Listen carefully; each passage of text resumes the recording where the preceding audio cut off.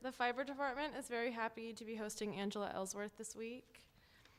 Ellsworth is a multidisciplinary artist traversing disciplines of drawing, sculpture, installation, video, and performance. Her work has been reviewed in Art News, Frieze Art, Fiber Arts, Art US, and artforum.com. She has presented work nationally and internationally, including the Getty Center, Museum of Contemporary Art, Sydney, Zachetta National Gallery of Art, National Review of Live Art, Glasgow, Scotland, Los Angeles Contemporary Exhibitions, Museum of Contemporary Art in Denver, Colorado, Scottsdale Museum of Contemporary Art, and Phoenix Art Museum. She is represented by Lisa Set Gallery in Phoenix, Arizona, and Fihili Contemporary in Melbourne, Australia. Ellsworth holds an MFA from Rutgers University and a BA from Hampshire College, and is currently an associate professor at the Herberger Institute for Design and the Arts, School of Art at Arizona State University. In 2014, Ellsworth founded the Museum of Walking in Phoenix, Arizona, one of the least walkable cities in the US. Please join me in welcoming Angela Ellsworth.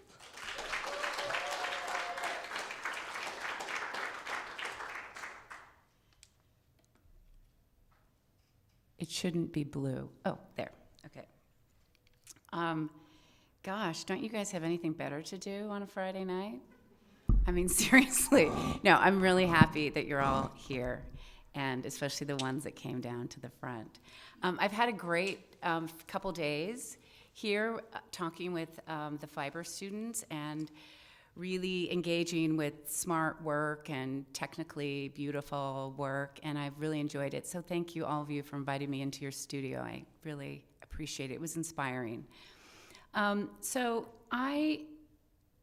Multidisciplinary. So I'm just going to head on into this and basically talk a little bit about how I arrive at what I'm sort of currently doing. As you move through your art career, you'll find that there's always this kind of thread, and it's really interesting, like 20 years later, to go and think, oh, wow, I was on kind of the right track. So I'm going to be talking about lines, lineage, and the practice of walking in everyday life.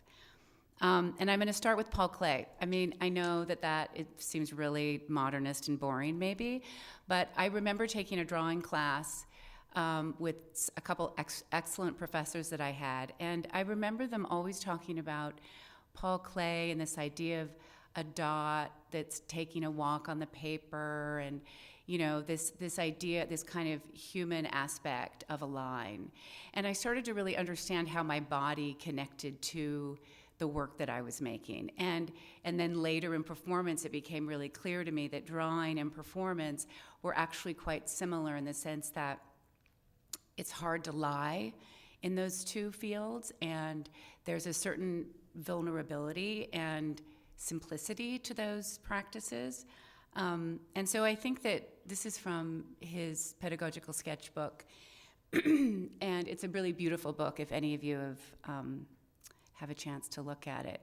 And I think that now that I've started the Museum of Walking, I start to understand that all of that information from the early years of even drawing still applies now. And, oh, Trish, you're going to know this. So then also lineage, like where I come from, my sort of personal history. I'm very interested as an artist and as an educator in an artistic lineage. From my field, it's a visual art lineage. And then also my personal history as well. And then I'll talk a little bit about the Museum of Walking. So going back to 2000, I was trained as a painter, and I was a figurative painter. And the reason I started doing performance work was because I couldn't get the paint thick enough. I wanted to really talk about the physicality and corporal experience of the body, and I just kept layering on paint and more paint and more paint, and I probably should have been doing sculpture all along. But finally I just thought, damn, I'm just going to use my body for the performance to talk about the things I wanted to. So a lot of things happened before Club Extra, but in 2000 I turned a museum into a fitness club.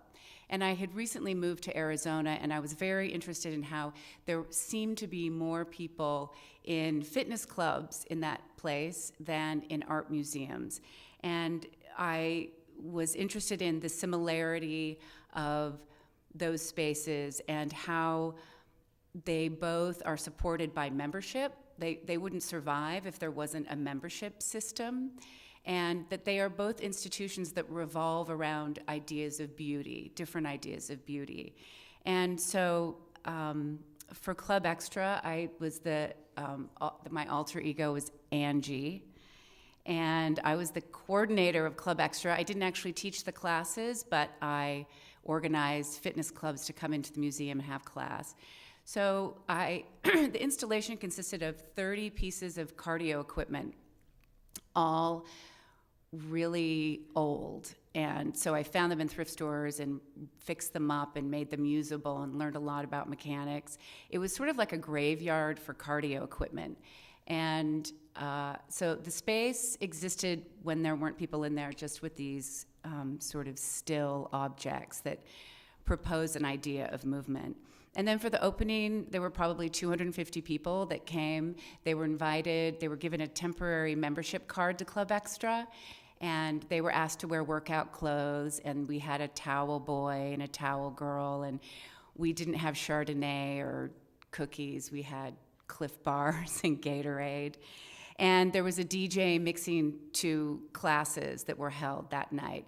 And everyone was invited to work out, to sweat. My secret desire was to produce a sweaty, smelly environment within a museum. I didn't tell them that in the beginning, but in fact, with that many people working out and the space not really prepared to handle that, it really did shift the space quite a bit. And I did a lot of cross-promotion. So I did advertising when they used to have, maybe they still have TV screens in gyms, but they used to have these awful infomercials, and like for swimsuits and sunglasses in Arizona. And so I had a donor. They paid for me to have my own ad. So the ad said, "You think your workout is an art form? Prove it at Club Extra." And then it had the address for the ASU Art Museum.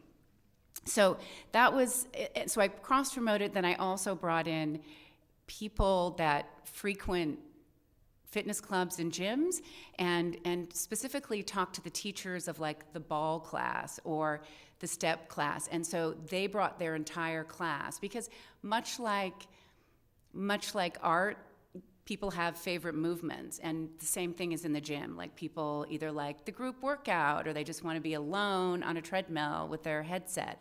So I was interested in all of that crossover. And these were unchoreographed, exquisite performances. Like I didn't tell them how to move the balls, but it was like this kind of gorgeous Oskar Schlemmer sort of movement activity. And there they were in a museum, wondering why everyone was watching them. And so some of that work has a lot to do with the Museum of Walking and why I started thinking about the body in public space. And I'm going to smatter this talk also with some historical references. Stanley Brown is a very inspiring artist who deals with walking, and what he does, he lives in Amsterdam, and he goes out into the streets and he engages with the public by asking them how to get from where they're standing to the nearest grocery store or to some museum. And they start to explain, and he gives them a piece of paper and asks them to draw the directions. So really his work is just a series of directions that other people have drawn on how to get from one place to another in the same city. Another piece I did after Club Extra was called Drawing on Breath. And when I started working with Club Extra and that idea of these 2 institutions, I was thinking about, I started talking to an athlete friend of mine. He was a very well-known triathlete, and he did Ironman competitions and like triple Ironman. And he'd win them. He was sort of beyond human. And I was talking to him about his training and how he gets himself to the gym and what that's about. Like, what is it about? Like that continuation, that repetition of swimming an ocean and running 3 marathons and biking a country, like that sort of intense dedication to something, sort of, well, in that case, 3 things, but really one thing. And I was interested in how that might parallel or not an artistic practice. And, what are the tricks I have to do to get myself in the studio? If I stay way too long, I literally feel like I don't know that space. So how do you always find yourself back in the making process? How do you always find yourself? A lot of you are in school here, so you kind of have to be there. And but once you're not in school, like, you don't have to be anywhere. No one's telling you to do anything. So as much as it might seem like a burden right now, it's actually like such an incredibly privileged practice to have, is to find that rhythm for yourself and start being aware of it. So for Drawing on Breath, I was teaching I had the triathlete come to Arizona, and at this, I had an exhibition, and so he ran a marathon on a treadmill in the middle of the gallery. And my life drawing class at the time, that were all high school, it was an art high school, and so we had nude models and stuff. And I asked them if they would be willing to draw him running this marathon. So we kind of trained the whole semester. And they drew him on, they each had one piece of paper and one piece of charcoal. They had a bottle of Gatorade and the bench and a towel, I think. So they were incredible. They drew, during the semester, they got used to models moving all the time. So all the leftover cardio equipment from Club Extra went into my classroom. And a funny little sidebar story was that one day, and it's high school, so their parents had to sign like their nude bodies in the classroom or whatever. So the one day we had a model that I worked with a lot, and I forgot to tell him he didn't need to take his clothes off because he was just going to be moving the whole time. So there was no point. And there was a stair climber in the middle of the classroom, and before I knew it, I did the roster, and he was just out on the equipment nude, and it was one of my best teaching moments, because I knew I could not laugh at how totally absurd this moment was, because I would lose the class and the whole thing would be shaming and weird. And so I didn't. And so the whole class was just this guy on this stair climber, doing his thing. But so the whole point of this project was duration, was the body moving on a treadmill, and then also on a piece of paper. It was a very interesting project. And then at the end, because it was about 2.5, almost 3 hours, they all ended. The runner stopped, and he was incredible because the force of his body moving that long was pushing the treadmill forward, and it bumped into some of the benches, and I didn't notice. I was just watching things. And his sweat was in these perfect streams, hitting this student. She's like, hey, I'm like, why is she bugging me? She's getting out of character. And she's like, look. So I'm not gonna show you that. It was really quite incredible. And at the end, the runner, the athlete, and then the students all went into the back room, and then I was sort of saying goodbye and cleaning things up, and I went to go say hi to them and say it was incredible, and it was like they were tripping on all of them. They were like, did you hear that sound, and this, and it's like they'd heard things, all of them, the runner, the drawers, things that no one in this space was even aware of. So there was this heightened sense in that durational action, a heightened sense of awareness, which I was really interested in. And so walking, again, I'm just leaking in a little history here. So Marina Abramovic and Ule, I'm sure you all know this work because everyone knows Marina now. But the lovers, the Great Wall of China, they started, if you don't know the piece, they started at either end of the Great Wall of China and walked towards each other and end their relationship. So I did not want to end my relationship with my partner, Tanya Katan. I wanted to start it, and I wanted to be married to her. She proposed to me, and we were in Los Angeles, and it was like, what do we do? It's not legal anywhere at the time, so I made a spot on a map in Koreatown where we lived and a dot on the map in Beverly Hills at Tiffany's and Company, and literally made a ring. I think might have a picture. Oh no. Made a ring on the map, and I walked the northern route and she walked the southern route, and we did sort of a walkie meditation on each other, and then arrived at Tiffany's and Company, which we'd never been into ever, and then announced to everyone there that we were getting married, and then promptly tried to figure out how to get home because I didn't plan that far. And then I came back to Arizona, and again, there was so many propositions and all kinds of, sort of things going in the federal government and in statewide to keep us from being married, that we did another walk. And this one, actually, Trish Holt, who's here, came on. Did you come on the whole walk? Most of it. And so people joined us on this walk. It was about 20 miles. This time we had really cute outfits. We wore workout outfits with 6-inch fringe with hearts, and I was wearing a T for her, and she was wearing an A. And in our carts, we had photo albums of our relationship.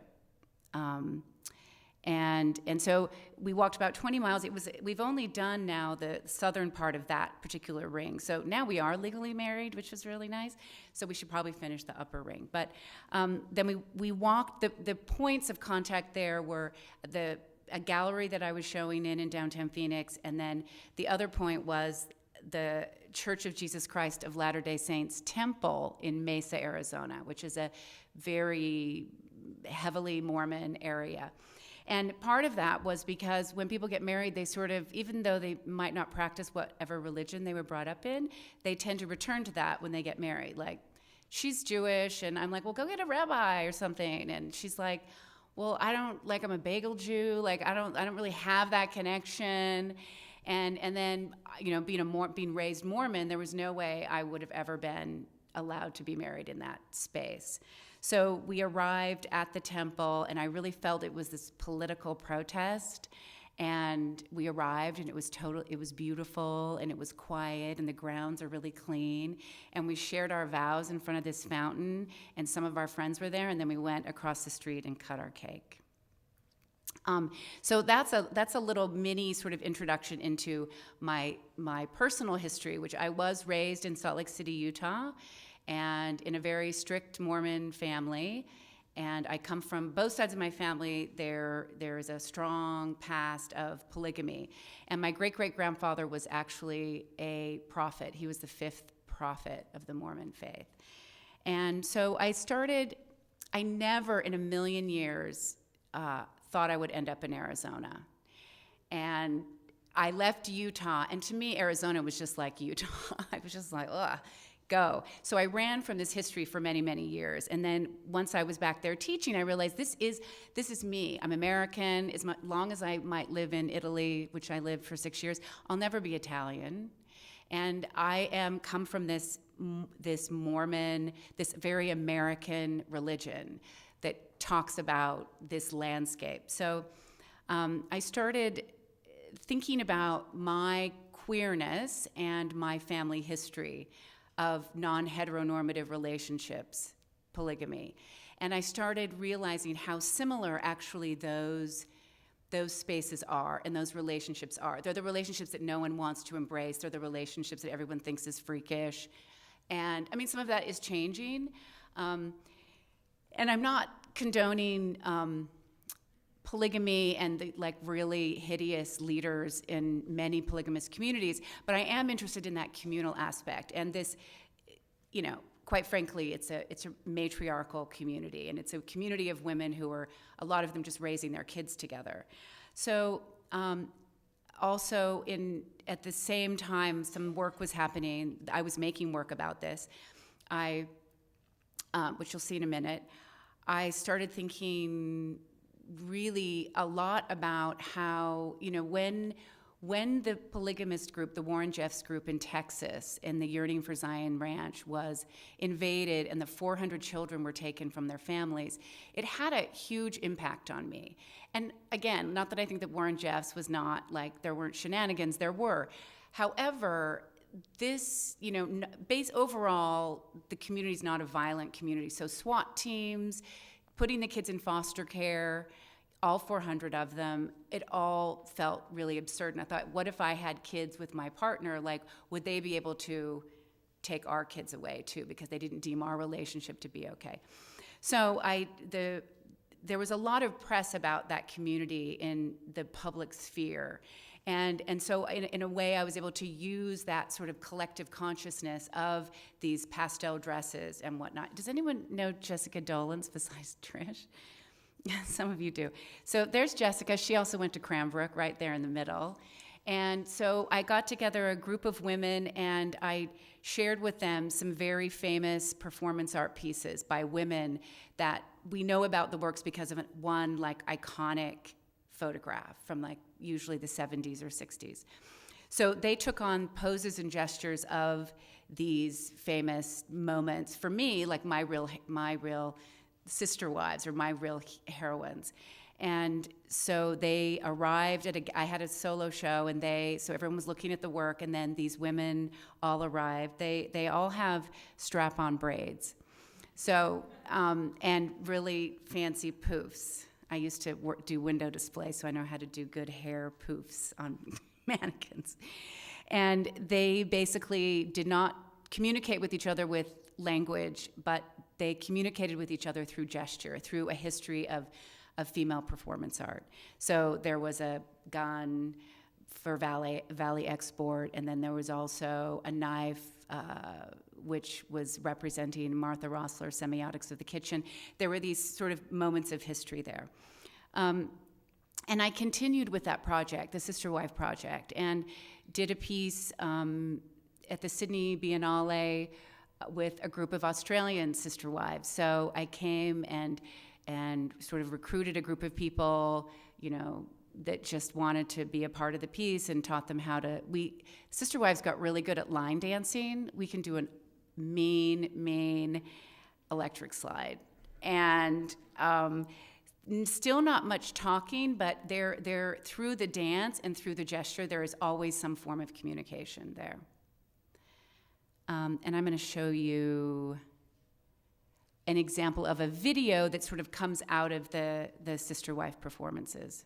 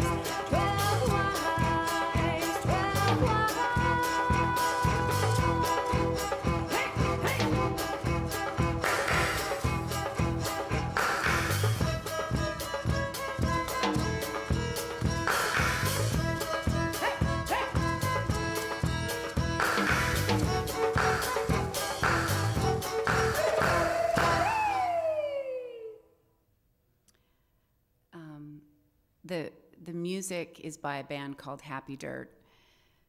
Perfect, right?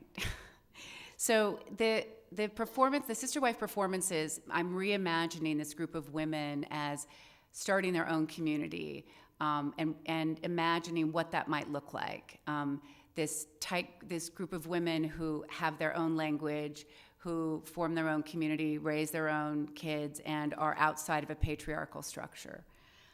And along with this work, I've been working on a series of bonnets. They're traditional Mormon pioneer bonnets. Anyone who's, is Jennifer here? Hi, she knows what they are. Being raised in the Mormon church, they love celebrating the ancestors that walked hundreds and hundreds and hundreds and hundreds and hundreds and hundreds of miles to colonize Utah. So you're raised singing those songs, and oftentimes dressing up as a pioneer girl, which my mom always sort of hated that idea that we were being made to look like pioneer girls. But anyway, my mom was a little radical for a Mormon housewife.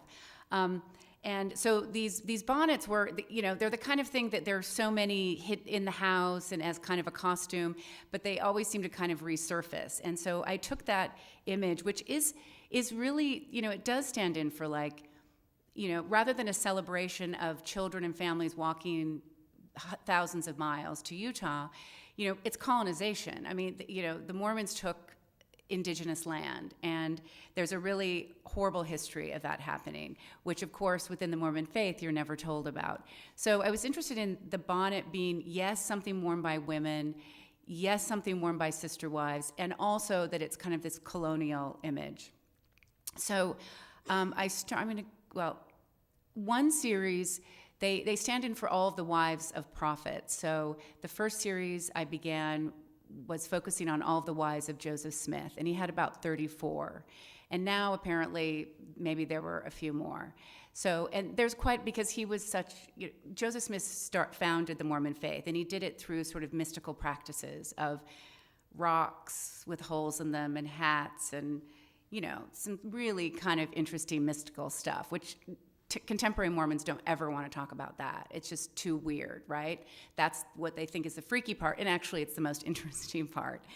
But so they were about 34. I'm still working on that series, and then they are all kind of separated, and they're out in the world in museums and galleries and private collections or whatever, because they take so long to make, so they kind of go into the world and disappear. And then I decided I wanted to do an installation that was nodding to my great-great-grandfather, and he had 9 wives. And it's an interesting history because we always knew who the patriarchal lineage was, especially because he was a prophet. We all knew, he was kind of the famous guy we were related to, but we never knew anything about Eleanor, who was the matriarchal lineage for my family. And, that's what happens with plural wives. You have, once it's a practice that's deemed illegal, you have one wife who is legal, and you have all the rest and all of their children who have to go underground. And that's why you have all these communities in southern Utah and northern Arizona, living on these sort of border places that are hard to get to. And that was very interesting to me as well. These first showed at the Biennale of Sydney, and there are 9, like I said, and each bonnet that you see, I mean, you can't really tell here, but every single bonnet is different. Every design is different. Sometimes it's based on the information that we have on the women, and so my assistants and I discuss, what might that look like as a symbol. They're called seer bonnets because I'm reimagining these women as having their own revelatory and visionary practices. And Joseph Smith had a few pair of seer stones, which were rocks with perfect holes in them that apparently he used for concocting the Book of Mormon. And the title here, Seer Bonnets, a continuing offense, relates to actually a law. It was the Tucker something law, Edmunds Tucker law, and it was when Utah made polygamy illegal. And so my grandfather was incarcerated for a year for the continuing offense of living with more than one woman. So you might be able to see some bonnets here. So the pioneer bonnets are completely covered. I mean, they're encrusted in pearl corsage pins. So there are 15,000, depending on the bonnet and how long the straps are. They could be anywhere from a smaller one, which were usually the younger wives, and then up to like 20,000 sometimes. And they all have the similar pattern are these sort of circles on either side of the bonnet there. this was a pair of sisters that he married. So you can see the patterns here. And the straps, traditional pioneer straps aren't that long, but over the years, I've become more interested in the unruliness of these straps and how they kind of just keep going, and they get longer and longer, and they're a bit like snakes, and there's sort of a Medusa thing going on. So I'm interested in that, the sort of weight of those as well. Why a pearl corsage pin? Corsage pins, pearl corsage pins, boutonniere pins are used for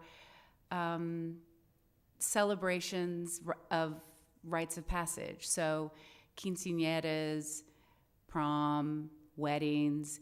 I mean, they're really not used a whole lot of other times. So that kind of a ceremonial object is interesting to me. Also, if you use a good company for pearl corsage pins, the steel is really tough. I mean, you could really stab someone with it. So there's something really beautiful about them and something quite dangerous as well.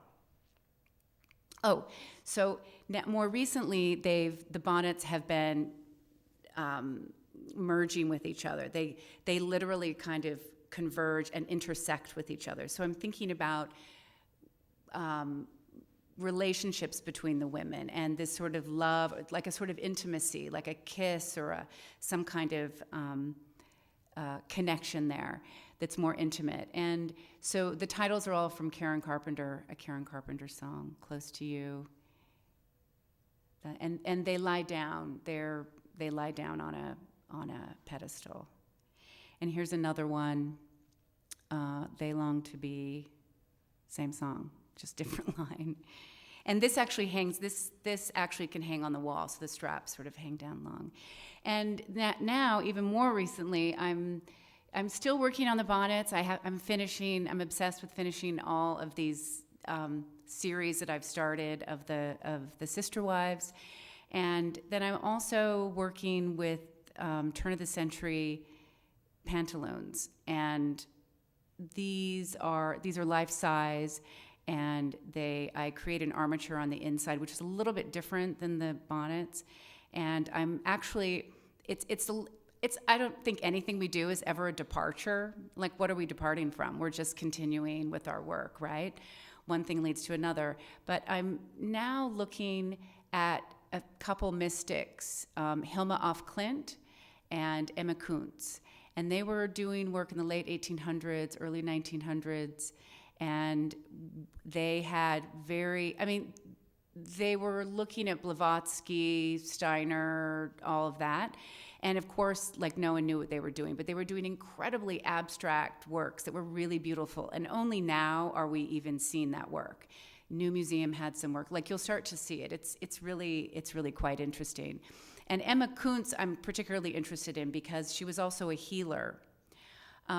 She divined with the pendulum, the lines, this kind of sacred geometry, and the drawings all had to do with a healing purpose for someone in particular. And so I'm inspired by and sort of taking cues from some of her drawings to create on these pantaloons. So these are also pearl pins, so there's color coming in. And these hang on the wall.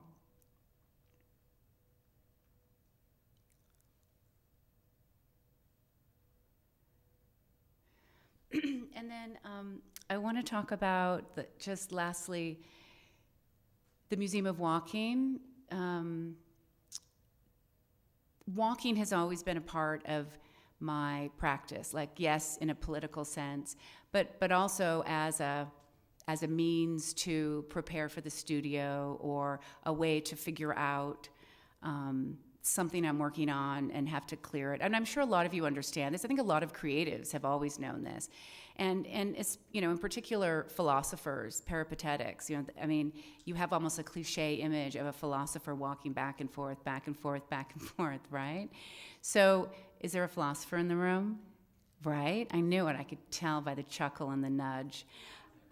And you're a philosopher, right? No, because I mean, walking is thinking. And there are a number of artists. We know Richard Long, most likely, you know him, and Hamish Fulton. There's a long lineage of British artists that are walkers. And that history is there, but there's also like a really extended, long history of people thinking about walking integrated into the practice, not just the walk, but for instance, Janet Cardiff can be in that vein, and Frances Elise certainly. So I started the Museum of Walking a little bit as a joke. It was in my office on campus, and I had this little empty corner, and someone said, well, he was a student of mine, his name's Steve Yazzie. He's an indigenous artist in the community in Phoenix. And he said, what are you gonna do with this space? I'm like, well, I kind of want to start the Museum of Walking. He's like, what? And I said, well, yeah, I just think there's a lot to talk about. There's a lot to discuss in terms of what that might be and how it unfolds and who engages. And he's like, let's do it. So we started together. He promptly got too busy after like 6 months and like, see ya. So I was left with this project that I actually am really interested in. And we do have exhibitions every once in a while. This was one that there were 9 artists that were interested in this 15-minute point that urban planners discussed, that people are only willing to walk roughly 15 minutes to a coffee, to go to the bus, to go to the metro. And I think that there are a lot of questions around that, because a New York 15 minutes in August might be slightly different than a Phoenix 15-minute in August. So, how we experience that. But it is like this notion that everyone supposedly knows. And people who study health and health solutions also talk about it, because they want people to be walking and moving, so they're always talking about the 15 minutes people will do.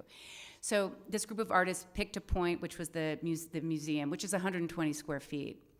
And they walked out into the community at these diagonals, and that was kind of like their research line, and then came back. And they all had done these little drawings on these uniform pieces of paper, and we exhibited the drawings. And of course, here's my little bit of history here. So Janine Antony also has been like someone who's been, an inspiration for a long time, and she's really an amazing person. And this piece it's called Touch, and she grew up in the Bahamas, always wondered what it would be like to touch the horizon. And I feel like I can sustain my existence in Arizona because of horizon, because of sky and where it meets the land. So this piece, she taught herself to walk on a tightrope, and then she set it up at the water, and literally, some of you have probably seen this, but it's beautiful. She just walks across the screen on the line and touches the horizon, which is really lovely. So the Museum of Walking, what do we do? Well, we're committed to people, land, action, and site, which is those are broad topics for sure. So there is a sustainability component. There's always an art component. So all of the walks are led by artists. Maybe it's an artist with an ethnobotanist. Maybe it's a public art piece. For instance, this one was down on the border of Douglas and Agua Prieta, Mexico, when I don't know if you know Post Commodity, they did a huge installation across the border, these balloons. And so the Museum of Walking took a group down to experience the border, but also their piece that they had. And it was probably about a 6-hour walk. And really, the conversation that happens, a lot of us, there were few walkers of color, most of us were white, and it was just, the conversations were incredible, because not only was the work really beautiful to experience, but also the patrol. Patrol were basically asking us if we had enough water, if we knew what we were getting into, that certain patches weren't safe. Like, they weren't arresting us and asking us for documents. And, so that was a conversation part of the way. I also think all cities could have, or towns or neighborhoods could have a Museum of Walking, because you actually learn about the place you live. And it kind of asks me, or forces me, to get out of my studio and be in the world and have someone teach me something new. And so that's our big goal, is that everywhere there's a Museum of Walking. And so the walks that we have are we have different programs, and they're culturally significant, so it may be a Native American artist talking about the Indian schools that no one really talks about or knows about, and one of our streets in Arizona is called Indian School Road, but people who've been brought up there have no idea that they were basically assimilation camps for kids who were stolen from reservations. And those are scattered throughout the U.S. But so we had someone who went to the school in the 80s take us on a tour of some of those buildings. And then we also have, one of our programs are contemplative walks. So they're silent walks. And it sort of nods to a tradition, a Buddhist tradition of engaged Buddhism. Thich Nhat Hanh, for example, who thinks about walking meditation. It's very much about the practice of being in the world and not just isolating yourself alone and quiet, but actually engaging with that, but in a public sphere. And I'm very interested in that in terms of politics as well. So we have these, they're usually full moon walks. They're quiet, they're silent full moon walks. And they're my personal favorites. I usually lead them. And it's beautiful. Everyone brings a flashlight and thinks they're going to need a flashlight, and they never do because the moon is so gorgeous. And there are a lot of desert hiking trails very close to the city of Phoenix. And so we meet at a parking spot, and I have this little bell, and we ring it, and then we walk in silence, and I ring the bell a couple times during the walk, so we stop, and we don't even hear our footsteps, and then we end, and everyone goes home. It's not a class. I don't want to hear everyone's experience. We don't need to share that. And everyone just goes. And I love that there are these people I don't even know that arrive in one place to have an experience together as moving bodies, moving, breathing bodies, and then we disperse. I mean, it's another way of communicating in a way. And Janet Cardiff even says a walk is an act of contemplation, which I think is important. There's our full moon. An interesting thing about the contemplative walks, when we started this, I basically just wanted to go out and walk. And then there'd be sometimes, we learned that 7 o'clock in the morning, people didn't do that. So there could be 5 people on a walk, or there could be, sometimes they also connect to an artist who maybe did some site project, and we talk about that. I presented in the beginning or do a reading, and then we do the walk. But after the election, this last presidential election, it was interesting because it was a nighttime walk, and we had, maybe 25 people had RSVP'd. I just kind of need to know how many people to wait for. So 25 people, and then after the election, I cannot tell you, it's like I thought my email was going to explode. It was like one after the other, after the other, after the other, and then there were, in the end, 75 people walking in silence in this desert path, completely in silence. And the moon was so incredible, and it was interesting because it was different than other walks. People weren't walking very slowly. There was this kind of intensity, and it felt like a march a little bit in the beginning. And then as we continued, that dissipated, and it felt much less like a march and just felt like we could be in that space. I know that sounds a little bit woo-woo, but I'm over 50, so I get to be woo. And I also, if we can't all be together in some new way we have to take care of ourselves too. I'm absolutely believe we have to be protesting, we have to be speaking, we have to be finding our voice, we have to be using our voice, but we also have to take care of ourselves, and we have to return home. And so that feels super important to me right now, especially. We have an archive. We are not a collecting institution, just FYI, in case you want to send me sneakers that you did your long walk on. We won't collect that. We have a pretty good archive of books. Mark Dion donated some of his handbooks, which was super nice. And Ernesto Pujol, a major walking artist, he donated some of his books. But we don't collect anything that we can't carry. So, we have a typewriter, but that we don't need electricity for. We really consider walking as analog, although we have a pretty good website and all of that.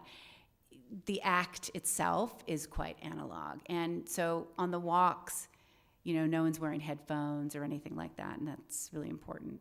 And I have some interns who are undergrads, and I'm like, okay, here's some new books. You're going to catalog these on our Rolodex. And they're like, what's a Rolodex? You guys probably don't even know. Anyway, it's a circular data system, basically. And they're like, what's this typewriter? What is this thing here? It was terrible for them. They hated it. And so there is a place that you can come to look at the books and to see an exhibition. Right now we don't really have a space, but we kind of go in residence in different places. And every year let me see how far I went. And that's okay, I'm kind of ending. But the last thing I want to tell you about the Museum of Walking is that we also have talks, and everything is free and open to the public, and that feels really important. But then, nothing can sustain itself with that model. I love that model. I've used it as an artist, as someone who steps into social practice sometimes. You cannot sustain anything. Otherwise, it just exists as a short-term project. And I'm like, damn it, this is going to be a long-term, this is bigger than me. This is not about me.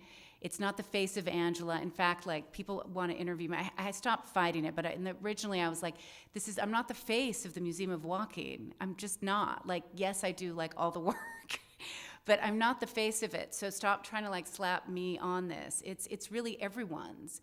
And that's really been exciting for me too, that I can be gone and disappear, and yet this thing can still be existing and run by anyone. It would have a different feel and all of that.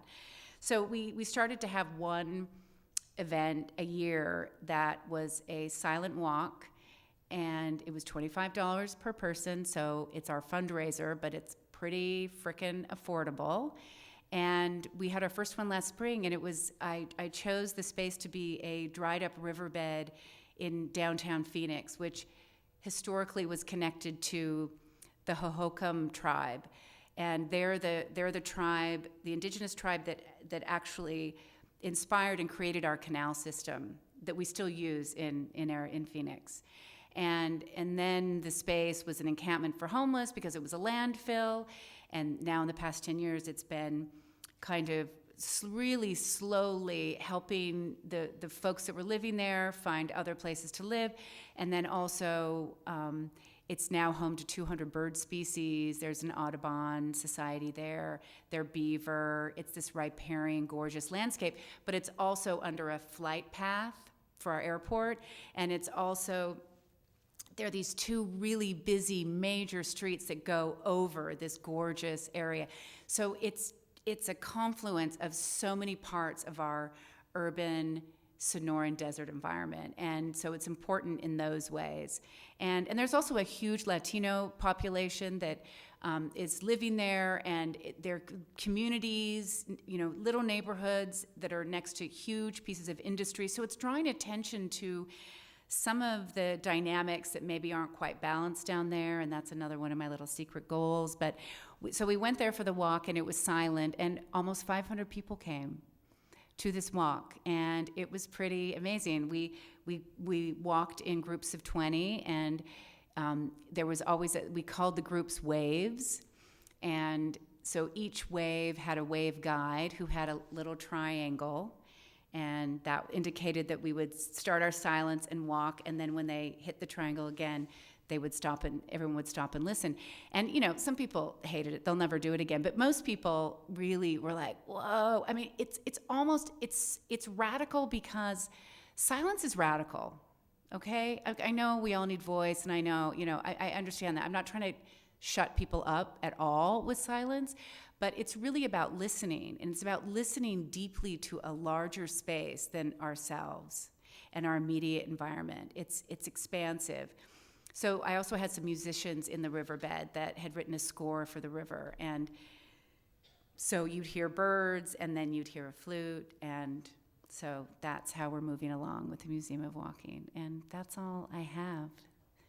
Thank you.